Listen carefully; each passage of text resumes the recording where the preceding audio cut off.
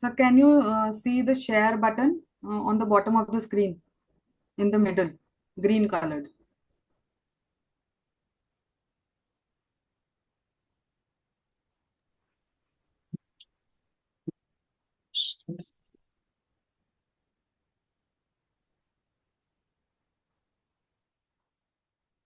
What is this button?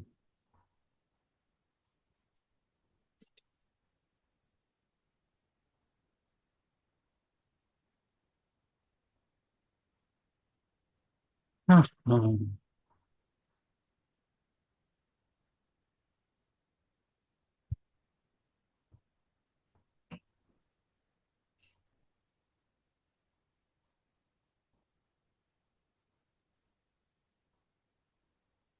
do not see any arrow here. Or can we just go ahead without the slide if it's okay with you, sir? Sir आप PPT खोल के रखिएगा, you open PPT and then go to share button sir. Go to which button? Sir share button नीचे है bottom में sir, green वाला arrow है.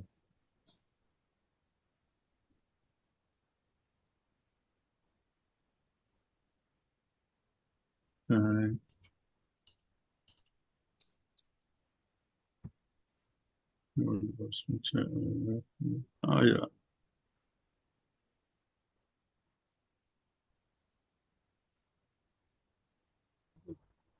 Yes, it's visible, sir. Yes, sir. It's Go on to the succeed. screen. Yeah. So, is it there? Yes, sir. Yes, sir. We can see the PPT. Okay. We can see your PowerPoint window, whole window. Yes, sir. Please start here, sir. Okay. So again, good evening, everyone. Welcome to our one-week capacity building program on evolving dimensions of human rights in India, jointly organized by Pro Bono Club, Kashmir Law College, and Pro Bono India. I am Sakshi, LLM student of CUSB, Senior Associate Pro Bono India, and moderator for this session. It is an honor to begin this one-week online building program with an insightful session led by Professor Dr. Kulwant Singh, Principal of KC Law College, Jammu, a distinguished academic with over 34 years of teaching experience and 36 years of research expertise. Sir has held several prestigious positions throughout his career, including Director of Distance Education and Head of Department of Law at the University of Jammu, as well as Dean of the Faculty of Law. He has also contributed significantly to international and national projects, including those on property rights in Bosnia and Herzegovina, and studies on good governance, anti-corruption, and crimes against women in Jammu and Kashmir, and many more. As a member of the Experts Appraisal Committee of the Environment Impact Assessment Authority of Jammu and Kashmir, and the visiting faculty at Sere Kashmir Police Training Academy, Sir's insights are deeply respected across academic and professional circles. Today, Sir will be discussing the concept of human rights and its global and domestic trends, a topic that is both timely and critical. We are fortunate to have him with us to share his vast knowledge and perspective. Please join me welcoming Professor Dr. Kulwant Singh. Over to you, sir. Thank you. Well, today I'll speak with you about the concept of human rights and its global and domestic tenets. Well, insofar as the nature of human rights is concerned, these rights are natural rights. These are basic, inalienable rights which vest in every human being right from the time of the birth. These rights are an integral part of the human personality, and human persona cannot exist without these rights. You know, we are often informed that whatever rights today human beings have acquired, they were able to acquire these rights after struggling against the tyranny of the ruler, and that they are the product of the democracy. This is what we hear generally. But you know, both these statements are not correct. Man has not struggled against the tyranny or got these rights after struggling against the tyranny of the ruler, or these are not again the product of democracy. For instance, the primitive man, if you go back to the primitive man had limitless freedoms. For instance, absolute freedom of movement because there were no national frontiers. Second, absolute freedom of speech and expression because there were no developed political institutions. So this kind of freedom did not have any significance. Absolute freedom of sexual relationship. Well, it took him close to the animals rather than human beings. The progress of the society was not for the attainment of human rights, but for the suppression of absolute freedoms of primitive man.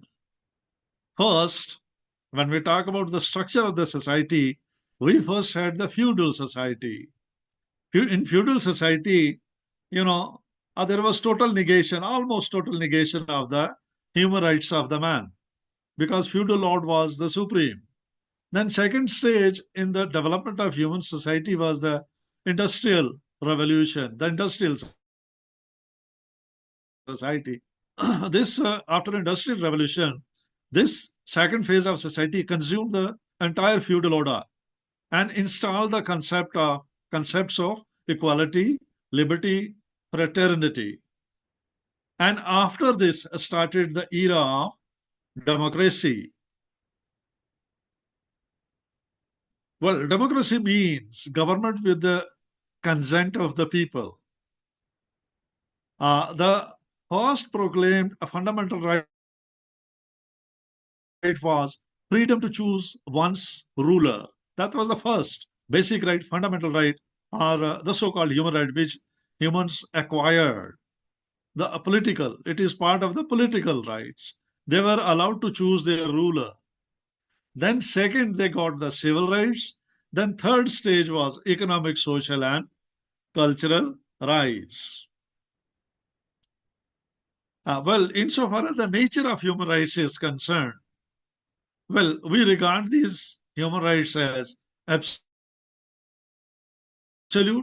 universal, priority rights. Priority means that these rights are to be considered over all other rights, and they overrule the other rights. These rights, if violated, invite international pressures, and if violated, then these rights demand the programs for the implementation of these rights, and these rights are to be fought for.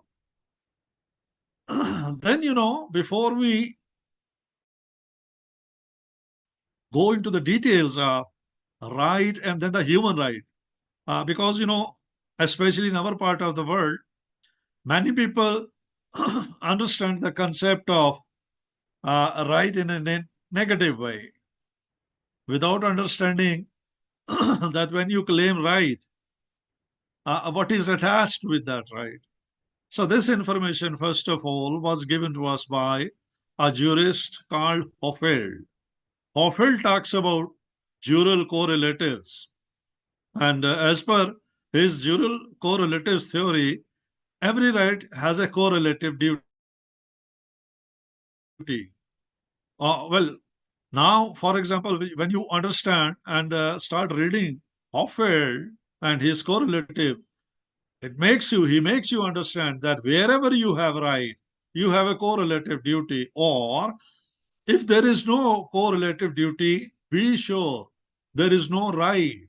A right cannot exist without duty. Today, if I demand any kind of right, A, B, C right, I shall have to abide by the same kind of or a correlative duty correlative to this right. Well, this right sometimes and for some people may include immunity because the person is to perform his functions, may amount to privilege, may amount to power. And this immunity, privilege, power, these terms create a kind of legal relationship with the right. Well, if you talk about or want to know about the source of the human rights, where from this right has come to us? Well, first of all, we can take the instance of religion. Well, this term human rights, it's not found in any religion.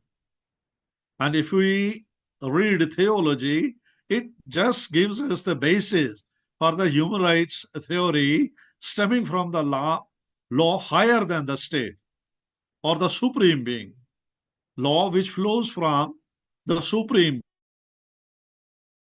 being, which is higher than the state that we have created. It has the stamp of divinity. When it has the stamp of divinity, it gives some kind of value, some kind of worth to the human beings. And it becomes a universal source of these rights, uh, creates common humanity, and universality of the rights flows from this the divine source. So if we go by this theory, because the rights flow from the divine source, they are inalienable by mortal authority. Because if this right, say, if we agree that this right has come to us from divine source, I cannot go to divine source and tell the divinity, please change it or take it from me or give it to another person. So it cannot be alienated by us, the mortal authority. Well, this doctrine actually helps us to understand that if we select the different elements of different religions, it helps us to construct a broad intercultural rationale in support of the principles of one, equality and justice, which underlie the international human rights regime. Well, it's not sure, it may be one source which has given the kind of intercultural rationale to these concept of human rights. Then, under the same theory, what we believe in almost all religions, that human beings are the reflection of God. Atma, Paramatma, for example, in Hindu religion. Well, when we say that all human beings are the reflection of that prime source, the God, then this concept also, gives a kind of worth and dignity from which flow the components of a comprehensive human rights system. Well, second source can be natural law. If we talk about the natural law, then, for example, in natural law, to begin with, the Stoics of Hellenistic and Roman period, they embodied the elementary principles of justice, which were in accord with the nature. They were not alterable and they were eternal.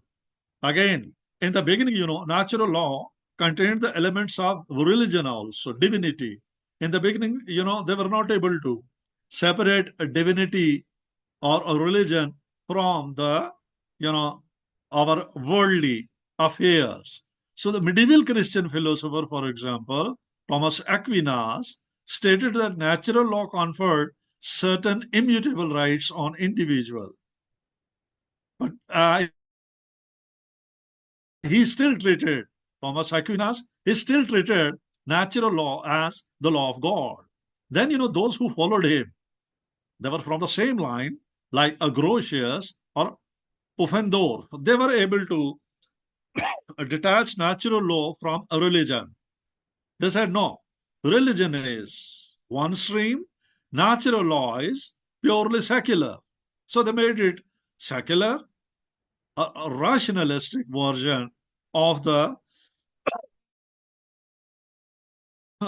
this natural law, which we read even today.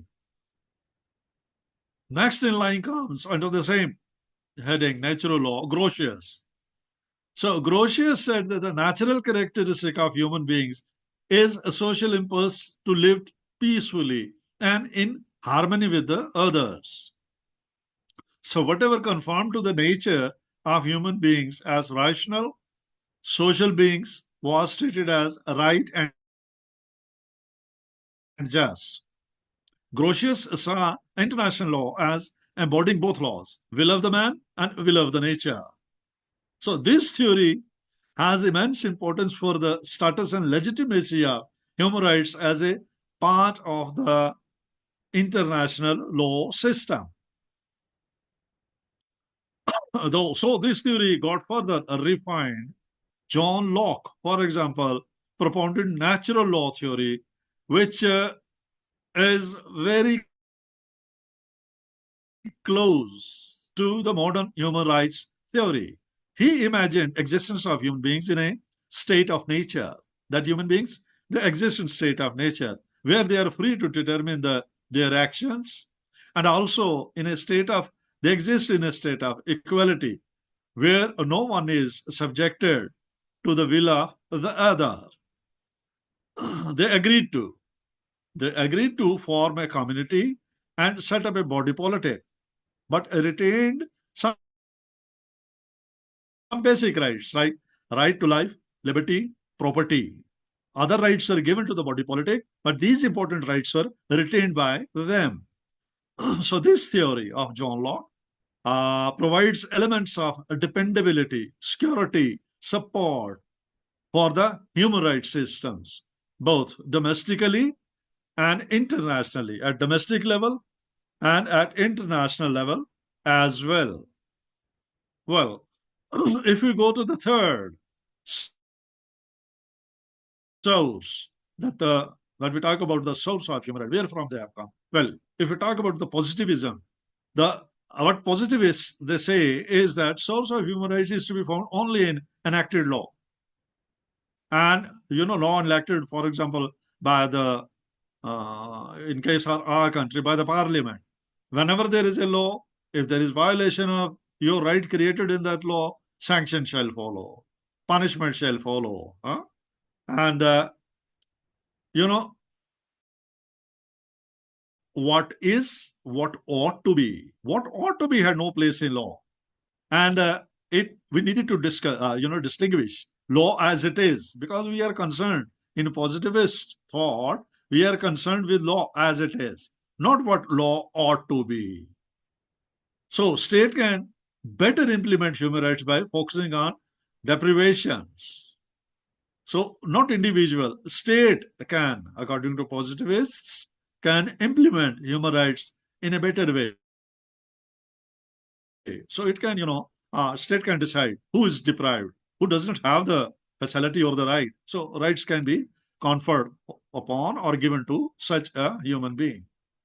And under this positivist thought, all human rights treaties developed by the sovereign states, they reflect the positive set of rights. Positivists, whatever theories, these treaties we read today, all these treaties are based on positivist thought. So human control, according to this school of thought, human control is useful in developing a system of rights in international law. So we can also evaluate the human rights or their origin from Marxian viewpoint also. Theory of Marx said that there is nothing natural or inalienable in human rights, because according to them, where capitalists monopolize the means of production, the notion of individual rights, it becomes a bourgeois illusion. It cannot be practicable to give individual rights to the people if we give all the resources, monopoly over all the resources and the production thereof to the capitalist. So what Marxism visualizes is a person who can use his potential and abilities to satisfy his or her needs. So individual needs could not be satisfied in a capitalistic society. This is what Marxian theory says. Where the production, why? Because the production is controlled by a few. because the profits are, enjoyed by a few, not by those who work.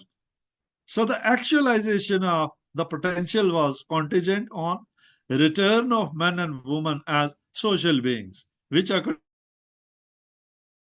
in communist society only, because communist society believes in, classless society. When the society is classless, there is no possibility of conflict between one group and the other. So under this Marxian theory, what they believe in, that human beings, they will go on working, and a stage will reach ultimately where the social collectivity, all the people, it will become a vehicle for the transformation of the society. Well, we cannot outrightly reject the Marxian thought, Marxist theory, because what today we have in our charters, for example, ISC charter, the economic and social rights. We have these two UN conventions, CP convention and ESC convention. Economic, social, cultural rights in this convention are actually the gift of, communist system of law, or the communist states. They had, insisted upon the economic, social, and cultural rights in addition to the first category of the rights. So this theory is also useful in understanding a broad spectrum of human rights. So in a communist system of rights, the political body provided guidance to what was best for the people. Individual, it's not necessary for every individual to go and claim, I have this right, give me this right. No, it's not necessary. It's the collectivity, it's the body politic which decides. And we know that even today, some of the tenets are good for the society even today. But because even for those who reject such a notion, it may be sometimes reasonable to, force people, coerce people in the name of a goal. For example, vaccination for all, or a compulsory child education. This is good if compulsory child education happens, or if there is a need to get rid of some kind of, infection, vaccination. We have been doing it in, our system also. For recently we had corona. So vaccination, many, people who do not believe in this kind of thought, they were the ones who, said that, no, why should I get vaccinated? This is a fraud, by the government, perpetrated by the government on the people. So many of them, they died because they did not have antibodies in their system. So many a times, the coercion by the state is also necessary. It is good. It is good for the people in order for them to enjoy these rights. The next approach comes the sociological approach, sociological school of thought. This school of thought emerged in 20th century. 20th century saw development of natural and sociological sciences, leading to an increased understanding of people, their culture, their conflicts, their interests, and these developments inspired the sociological school of jurisprudence. It tried to line up law with facts of human life in society. In the area of human rights, the approach focuses on question of institutional development, specific problems of public policy, and classifies the behavioral dimensions of law and that of the society. Well, this sociological approach identifies empirical components of human rights system in the context of social processes, because we can do empirical studies, get the data, and understand who requires and who does not require this or that kind of right. This is what we are doing even today. Well, this approach lays emphasis on equilibrium of interests among the prevailing moral sentiments and socio-economic conditions of a given time and place. That's a reason that because of the acceptance of this theory, we always take into considerations the conditions existing at a specific place and the conditions existing at a specific time. If the conditions that specific place are no more there, or if the time changes the requirements of the society, with the help of this empiricism, we can define that now you have this new right also. So you can enjoy, because that's what is required. This we understand by doing empirical studies. Then this theory relates to the modern society, to the 20th century society of increased demands which go beyond classical civil and political rights. And the main proponent of this sociological approach is the Roscoe Pound, who stated in his 19th century history of law, he recognized therein the individual rights, wider human wants, demands, and social interests. He catalogued those interests as individual, public, and social. Interests of the individual can be considered, of the public can be considered, of the society can be considered, for giving rights to the individual, public in general, and society in general. This guiding principle of Roscoe Pound is called the concept of social engineering. Rights of the people are engineered to the needs of the society, to the needs of the individual. So this is what he needs right now. So a process of social engineering is brought into action, and the rights are defined in favor of one or another specific group of the society, so that their interests are secured and least inconvenience or sacrifices caused to the generality of the society, and totality of interests also stray wherever they are required. So the approach of Roscoe Pound enlarges our understanding of the scope of human rights and their correlation with the demands, our demands of the society.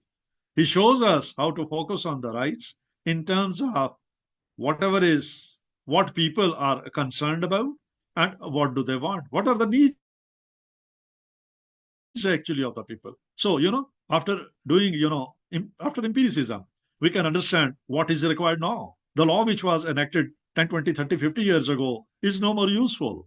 People do not require it. This we understand by doing empirical studies. And then what is required? Do they need a new law, altogether a new law? Or do they want some kind of amendments?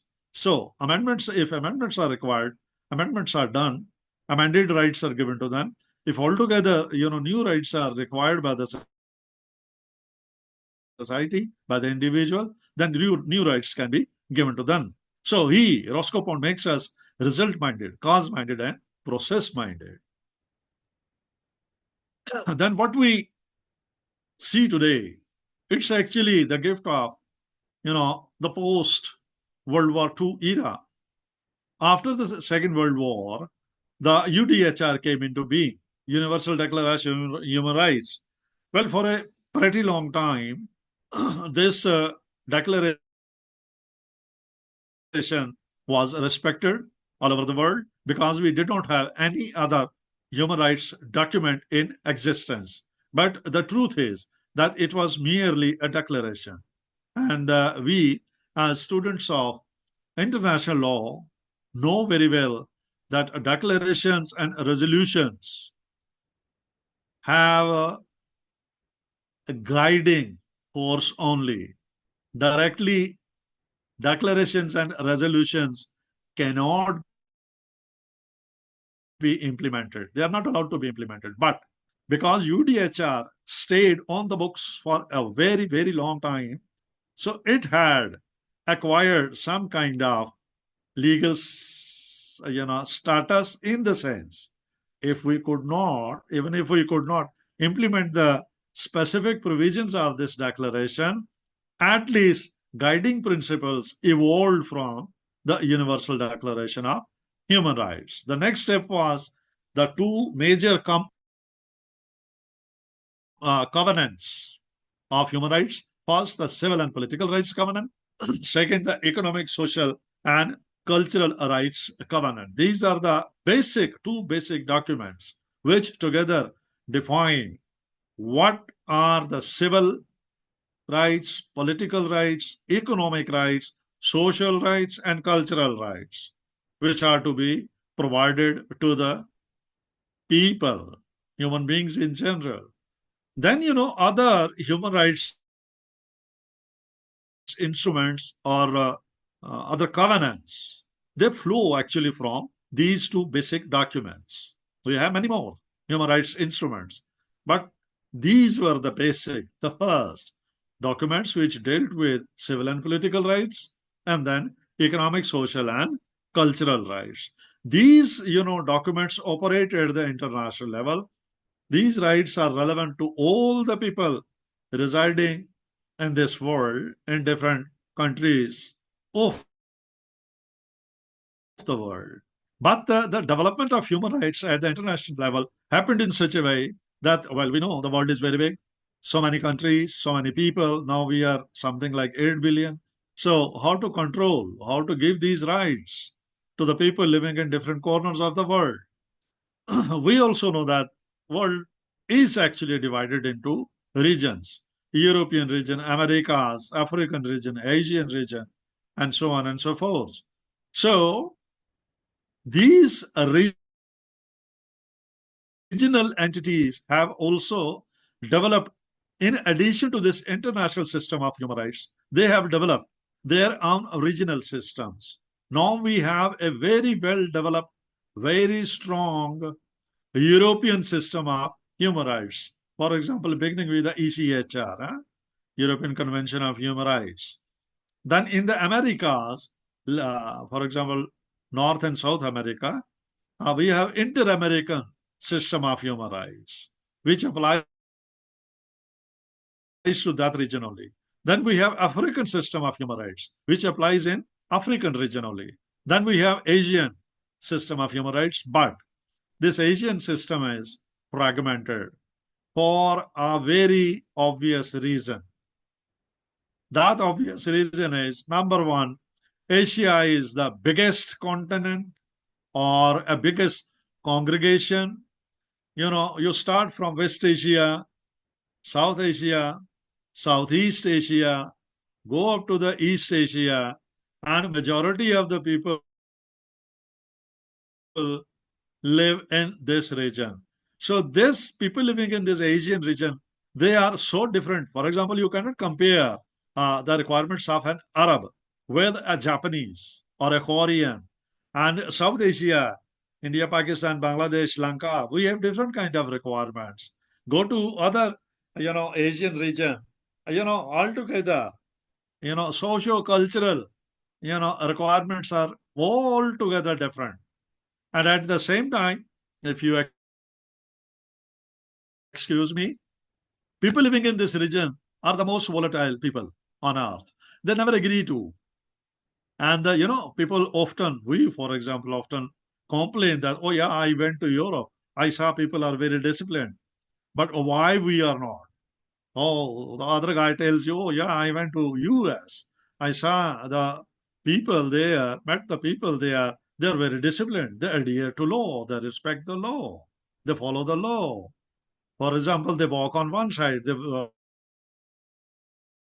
drive on one side. They follow the speed limits. So many things. They look good to us. But when we come back home, we Asians do not walk on the same side. We do not, adhere to speed limits or whatever, authority tells us. We hold the authority in contempt. So we are ourselves responsible for the fragmentation of the human rights jurisprudence in Asian region. Well, we can some other day talk about the details. Then, at the international level, CP covenant, ESC covenant, and other human rights instruments. Second, regional human rights documents, European system, Inter-American, African, Asian. And then the next is the national basic documents. For example, if you come to India, we can take our example. Our basic document is the Constitution. Constitution of India contains all the rights. Rights primarily in Part 3, then some rights in Part 4 as well.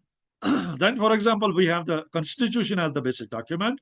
Then all the laws which exist in our country, they adhere to. They are not in conflict with, because they cannot be. They are not in conflict with the Constitution of India. Or when we say Constitution of India, this is also true, that Constitution of India is not in conflict with international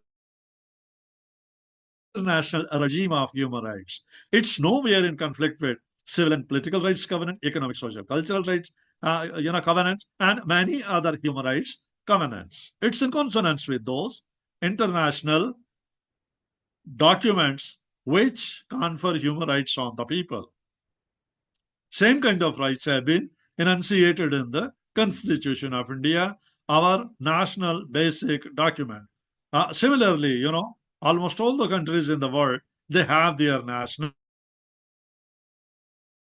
basic documents. And then whatever laws are enacted, they are enacted under the basic document. They follow the basic document. They are in consonance with the basic document and are not in conflict with that basic document. Well, Constitution apart, we have a special law in our country. So is the case with many other countries in the world. The name of the law is Protection of Human Rights Act, 1993. Section 2D defines what's human rights. So, as per 2D of the Protection of Human Rights Act, rights relating to life, liberty, equality, dignity of individual, and rights guaranteed by the Constitution of India. Then, rights embodied in international covenants. The rights, again, rights like life, liberty, equality, dignity of individual, other rights contained in the Constitution of India. Still, another category of rights contained in the international covenants, and if these rights are enforceable by the courts in India. So, for us, this is the definition of human rights in our country. These are the rights which are available to us. And everyone knows, all students of law know, that in our Constitution, primarily it is Part 3, Fundamental Rights, Articles 12 to 35, which you can say define what is called civil and political rights. They are in consonance with the CBP Covenant of UN. Part 4 defines directive principles of state policy, Articles 36 to 51. They are something like economic, social, and cultural rights contained in the second UN Covenant. Well, to what extent? We cannot say that these are not rights because they are not directly enforceable. Many of these rights are slowly and steadily as per the requirements of the society, need of the hour, or requirements of the even individual. These rights are getting even directly enforced in favor of the people in our country. So the laws in force in India are in consonance with Part 3 of the Constitution. And the protection of human rights of the individual, well, they talk about the protection of the human rights of the individual. No act of the state or of the private individual can abridge, destroy, or take away human rights which are so protected by the Constitution and the laws made under the Constitution of India. Well, I think this gives us a brief understanding of what actually is the human right. So please, when we talk about human rights, do not talk only about the word right. Always remember the Hoffeldian derivation of the right. When Hoffeld says that for every right, there is a corresponding duty. And if you come across a right, or if someone were to tell you that this is your right, but you do not find a duty corresponding to that right, be sure that this is not a right proper. This is not a proper right, because this right does not have a duty attached to it. Every right has a duty, corresponding duty. So when we follow those corresponding or correlatives of the right, then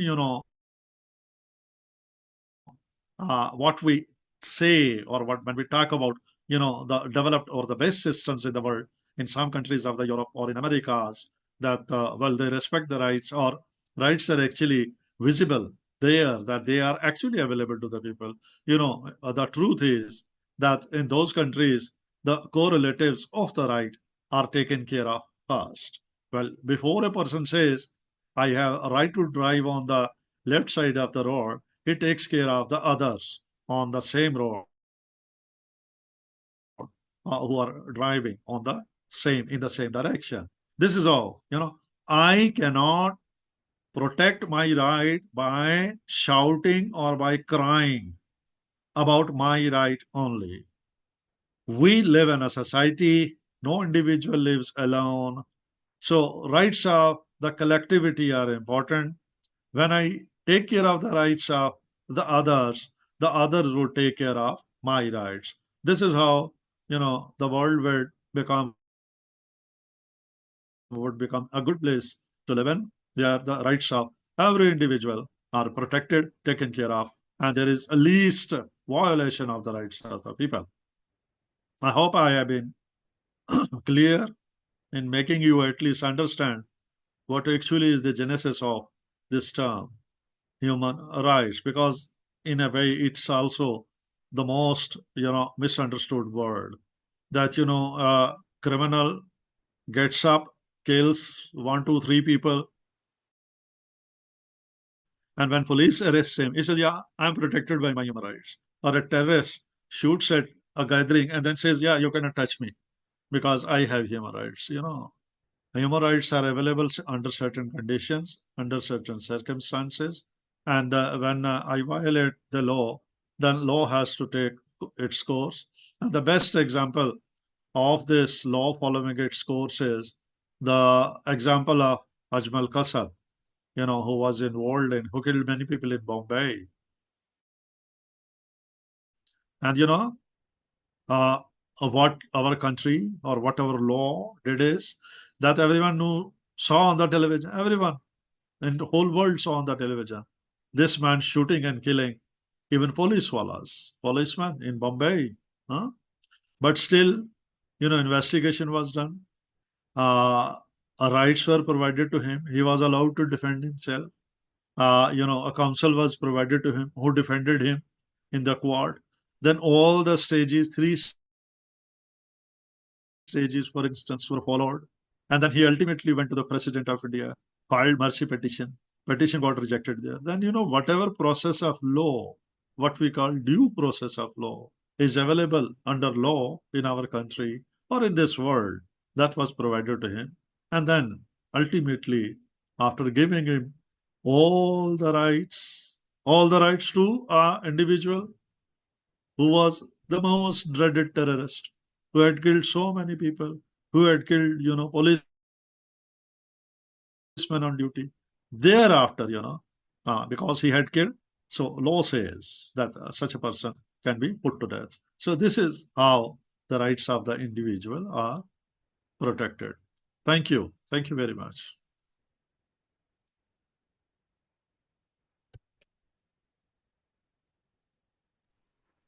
Thank you, sir. Now we can move forward to question answer session. Participants are requested to raise their hands or drop their questions in the chat box. We have Sanskriti Rani Sharma, ma'am. Ma'am, you are unmuted. Yes, Please put. Good evening, sir. Good evening. Sir, actually, my question is that, recently in July, our laws has been changed. So that changed law has any change in human rights, like the laws related to human rights? That fundamental rights are as it is, but any article or any addition or subtraction in the law has been made, specifically concerning to fundamental rights, like human rights? Well, first of all, you're talking, I suppose, about the new criminal laws, no? The new criminal laws. Because, those laws have not in any way altered or changed the human rights already available to the people in India, in our country, or certain rights which were available to even aliens. Even aliens can claim a few rights when they are on the soil of India. So the change has been effected in, for example, the substantive criminal law, the procedural aspect of it, and it has in no way affected the human rights, jurisprudence, because human rights instruments, they have not been touched. They stay the same, and protections whatever were available. In fact, the protection and care has been strengthened under the amended laws, under the new laws. So be sure when these new laws are implemented, rights of the people would be better protected. Okay, sir. Thank you. Welcome. Sir, we have a question in the chat box from Niti Japra ma'am. Can human rights be defined as moral rights? In the beginning, I gave you all the aspects, starting from the moral standpoint, because when we talk about human rights today, in the modern world, if you talk about a right which is not implementable, it's no use talking about such a right which is inchoate right, not a complete right. Right creates a sense only when the right defines certain components, and then those components which are defined in favor of certain individuals, those components actually become available.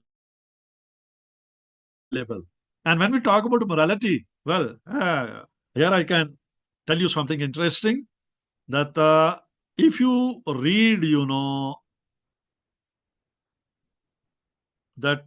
you read about Hart, he talks about, the theories, the conflict between law and morality. And anyhow, the crux of that theory is that yesterday's morality becomes today's law. Today's morality will become tomorrow's law.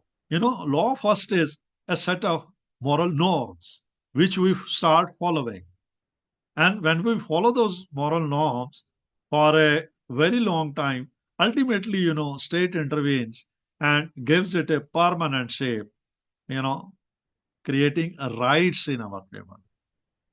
So if you read the theory of conflict between law and morality, you will understand when and how moral norms become the defined rights. Hart-Fuller, it is called Hart-Fuller controversy. You can just have a look at the Hart-Fuller controversy. Anyhow, yesterday's morality is today's law. Yes, sir. Good evening. Yeah, good evening. Sir, thanks a lot for a very informative and insightful session. Simply, I know, eye-opener for everyone. Sir, I would like to say about the new generation coming up. How will they be working with this IT group? Those who are following these multinational companies and in collaboration with other countries. So how we can move ahead with these people? As long as these people vis-a-vis human rights? yes, You're talking about human rights of these people? yes, sir. Okay. So, there is no conflict at all, because whenever you, for example, we have the Constitution. United States of America, they have a basic document, Constitution. So is the case with majority of the countries in the world, where they have defined the rights. And we also know law of the land applies.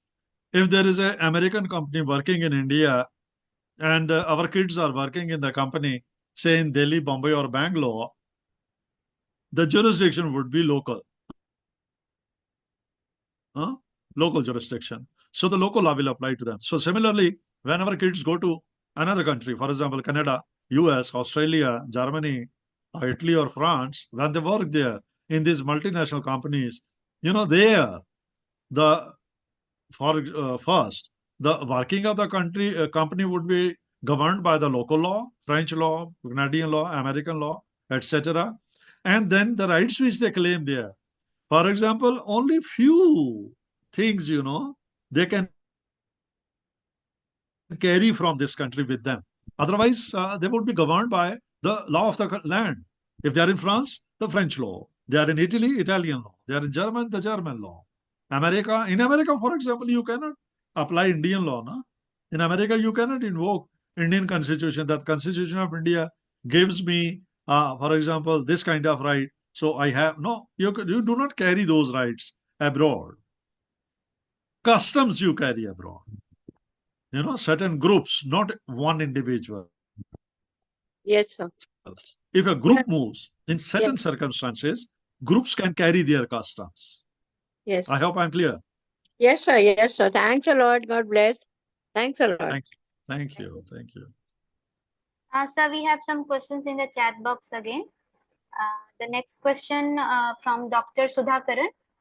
Discuss the fourth generation human rights. Well, first, do we have the machinery wherewithal to implement the fourth generation rights? First question. Do we have the system? But one thing I tell you, that India is perhaps the only country in the world, because we are the oldest civilization. And I'm not unnecessarily praising myself. You go to the ancient literature which is available. It's available, that literature. That, you read whatever human rights you talk about. In our system, these rights today, under the Western, so-called Western system, we recognize only 3 generations of rights. 3 generations, because these 3 generations are implementable. We have the laws for these 3 generations. We still do not have concrete laws for the implementation of 4th generation rights. But in India, if you read the ancient law, we had 5 generations of human rights, which were based upon morality, which were beyond the domain of, the human life. Say, for example, if I give you an instance of one small instance of criminal law, majority of the people, even today in our country, do not do wrong. When I say wrong, they do not commit crime, because that wrong, big or small, is again a crime. They do not commit a wrong. Why? Why? Because Indians, right from the childhood, a small child is not taught a book on IPC, CRPC evidence by the mother or father. No. We teach the children, for example, in the evening, if the child is playing in the garden and plucks a flower or plucks even a leaf from a small tree, the mother or grandmother would tell the child, don't do it. Child, of course, is curious. They say, why? This is sin, Pop. This is sin. Don't do it. They say, sin? What, Pop? Is this wrong? Yes. Then you say, if I do it, if I do pluck the flower or the leaf, what happens? Will you, slap me? She said, no, I will not. But God is watching you. Then the child says, where is God? He lives up in the sky. So the child, for example, if he is inside, or if there is some roof over it in veranda, he says, no, the God cannot see me. Then the mother or grandmother again explains, no, dear, wherever you are, even if you are in your bedroom, God watches you. So, right from the childhood, the concept of right or wrong is instilled in our psyche, that a leaf is not to be plucked, because God, ultimate the wrath of God, ultimate fear is punishment will come from God. So what is the nature of the punishment? We just try to translate. We try to understand. He doesn't have he got married, does not have a child. He might have committed some sin in life. We often say this. This man does not have a, proper leg. He might have committed some sin. It is a result of some sin. We interpret all these things from a different perspective, with the result that we give so many dimensions to the operation of law that, a society, our society, go back just few years, 30, 40, 50 years, people would not do wrong. Why? Because if you were to ask them, oh, you can do it. Why you are not doing it? Say, no. I do not want punishment from God. God is watching me.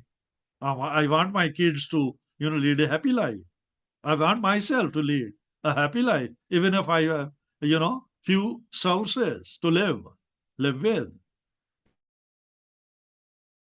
That dimension, this is the fifth dimension. This fifth dimension, no one knows about except Indians.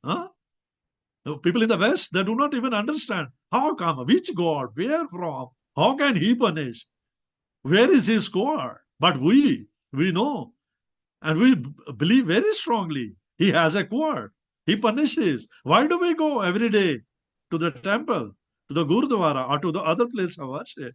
Why do we, ask that stone statue,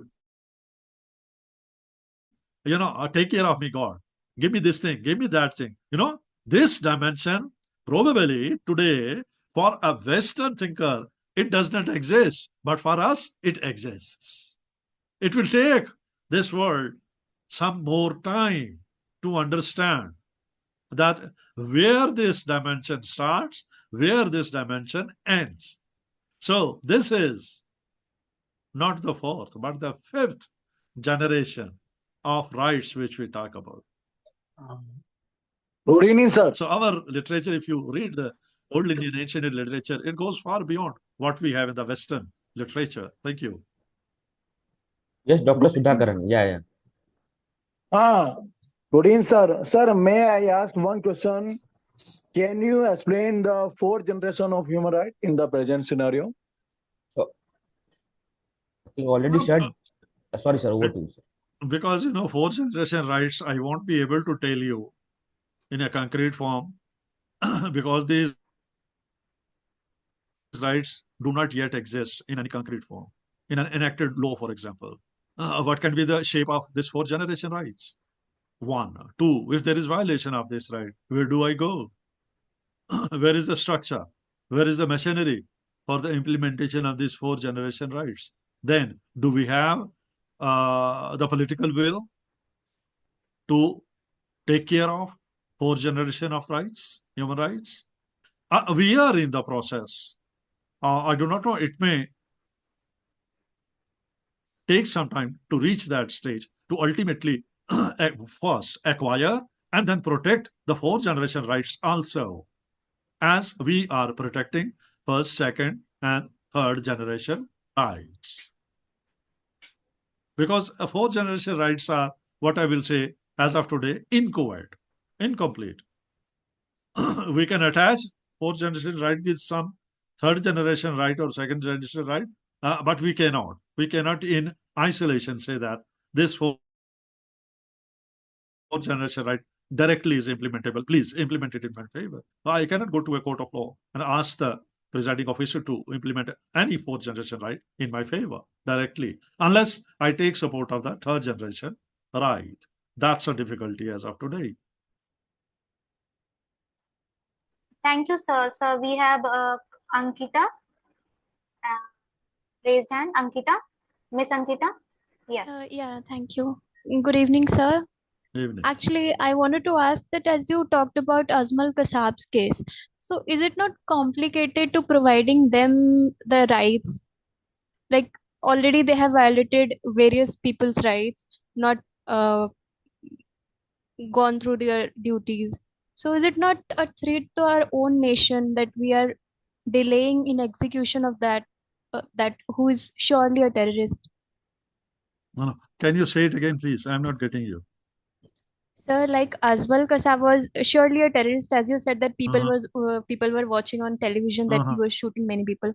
Still, he was provided Uh-huh. right as a Uh-huh. human. Uh-huh. So, is it not a threat to our own nation that as he was a terrorist, Uh-huh. the terrorist group could be attacking on India again just to set him free? They had Uh-huh. done this various times also. So, is Uh-huh. it not a threat to us only by providing right to those people who doesn't even deserve it? No, no, no, no. No, no, no, no. We are not actually, we are a nation where we respect the rights. Uh, you can feel uh, pride, take pride in this, that we are a nation where we take care of the rights of everyone. Even if this everyone happens to be an enemy, even if this everyone happens to be the most dreaded criminal on earth, a terrorist, due process of law. We do follow. Otherwise, there are countries in the world.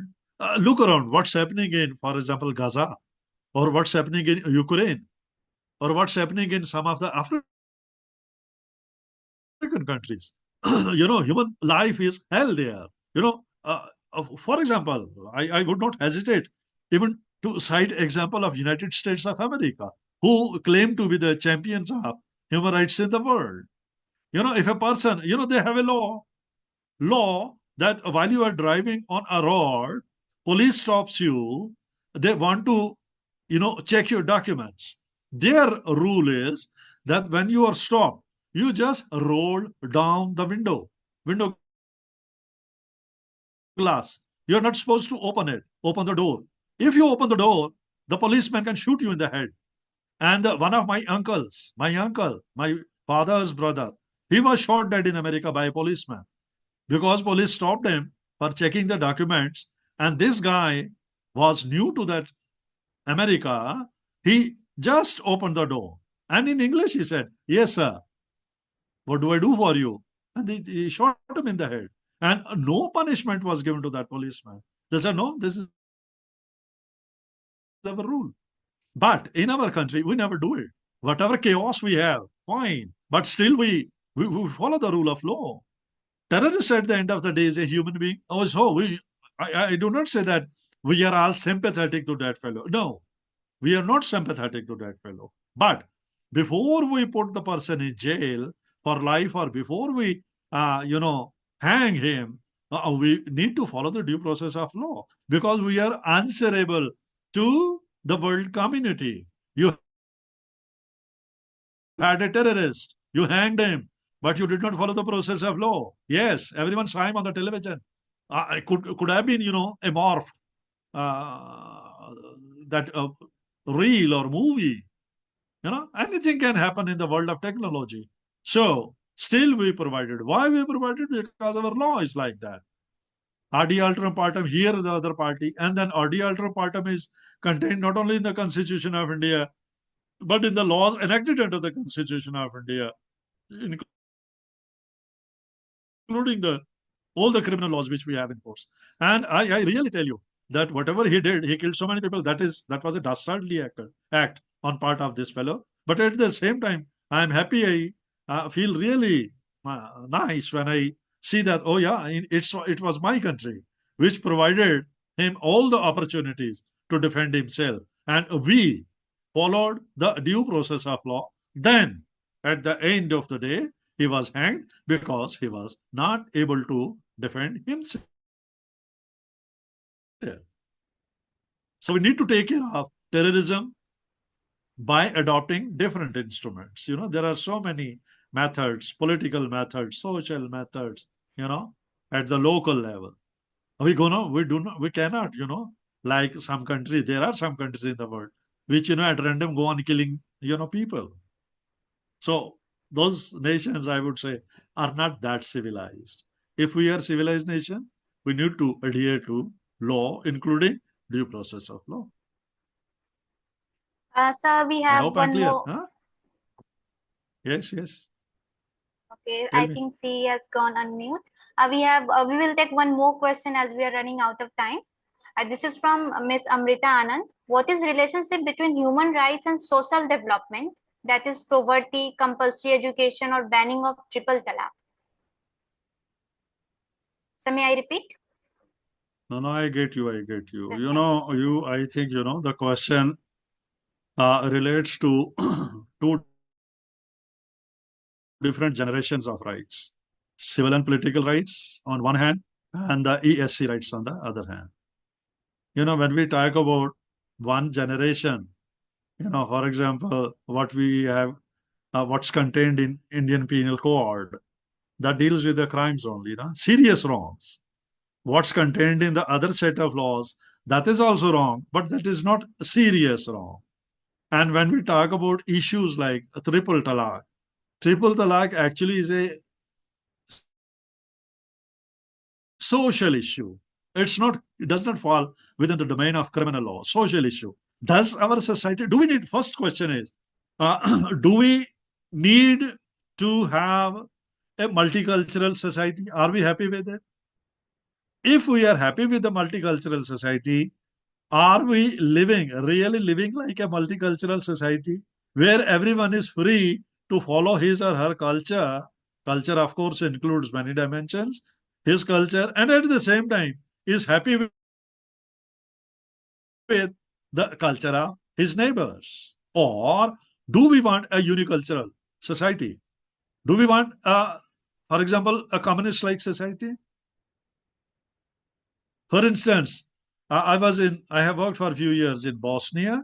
Bosnia as a Muslim majority country, and it was basically Yugoslavia. Yugoslavia was a communist country. People knew, people knew that I am a Muslim, but what is Muslim? They do not know even today. The biggest mosque of that area is in Sarajevo, their capital. First few times when I went there, what I saw? It has a compound wall, peripheral wall. That is something like, 8 to 10 kilometers. Biggest mosque of that area. All around the peripheral wall, there are, mini bars. People come there in the evening, they sit there, enjoy food, and they drink.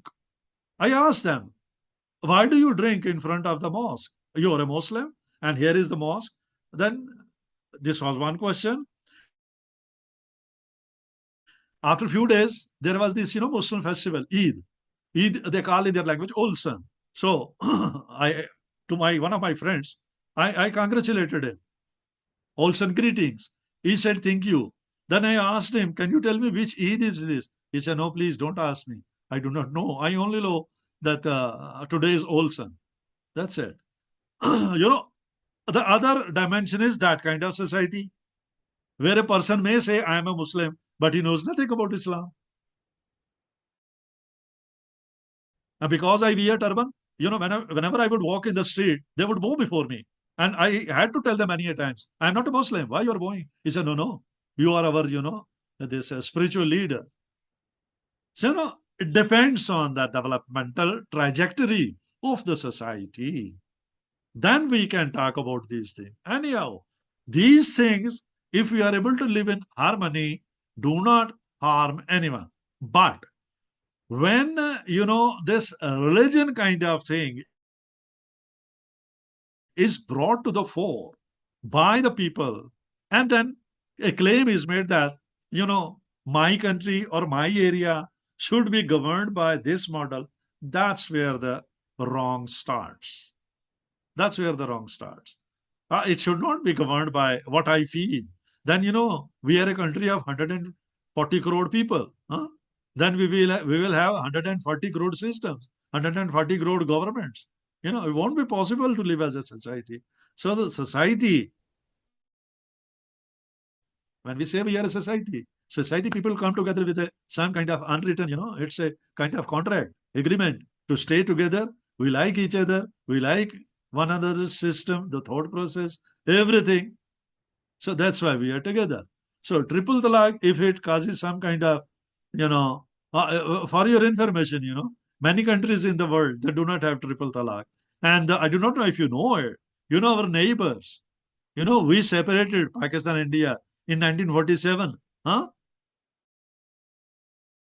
We have triple talaq. Pakistan does not have triple talaq. We are not a Muslim majority country. Pakistan is a Muslim majority country. They can enforce it, but they do not follow it. You know, in Pakistan, you cannot directly divorce your wife, talaq, talaq, talaq, and go home. No, you cannot do it. It's a regular divorce, like what happens in India. You divorce, you then go to the court. You have to follow the judicial process. It may take years. Then you separate. So, you know, here, why these things have become off late, irritants, because these things, our politicians, I'm very sad, sorry to say this thing, that our politicians have started using these elements as instruments of political governance, which is very, very bad. We need to learn from the world. You know, today is the talk of this Waqf, and people are agitating. It should not be abolished. Do you know the original concept of Waqf? Tying the property in dead hand. Go to the Islamic countries of West Asia. For example, go to Egypt. Egypt was the first country to abolish Waqf because whole of the cultivable land in Egypt at one point in time had been tied down in the hands of Waqf. So government took an initiative, abolished the Waqf. In almost all the Muslim countries, Waqf has been abolished. Why there is a off late talk about making no change in the Waqf property? Because Waqf is not an old institution in our country. Just few years ago, a law was enacted. And then there is a misuse of this. There is no, benefit to the state, benefit to the public. And that's why we say that, not we. That's why government says it's good for the people of the country that Waqf, not total abolition, but Waqf it's modified in some way. So, it's the political thought process which has gone haywire, which has gone, out of control. Everyone talks. No one considers this country as his or her own country. People are least bothered about India as their country. They're just whatever, comes to their mind, they go on just, I will do this thing, I will. No. We have to live as a nation. And if we want to live as a nation, we have to follow the basic tenets of what makes a place a nation.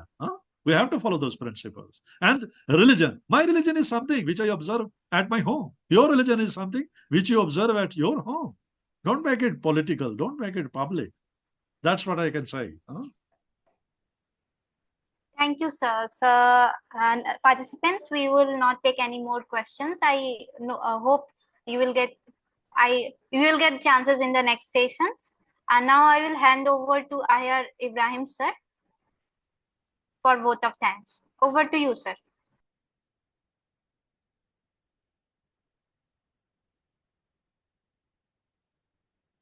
Thank you, Sakshi. So at the conclusion of today's session, I, on behalf of our organization team, would like to express our sincere gratitude to Professor Dr. Kulwant Singh ji, who took time from his busy schedule to grace us with his presence and shared his invaluable insights on human rights. At the same time, a big thank you to all our participants who took active engagement, enthusiasm, and desire to grow that has made this program lively and impactful. So again, we'll be meeting tomorrow at 5 p.m. tomorrow. And our tomorrow's guest is Shri D.C. Rana, Senior Advocate and Advocate General, High Court of Jammu, Kashmir and Ladakh, who will be deliberating on the topic governmental and non-governmental protection regime of human rights in India. So with this, I conclude the session. Thank you. Thank you very much, Kulwant sir, for joining. Thank you. Thank you.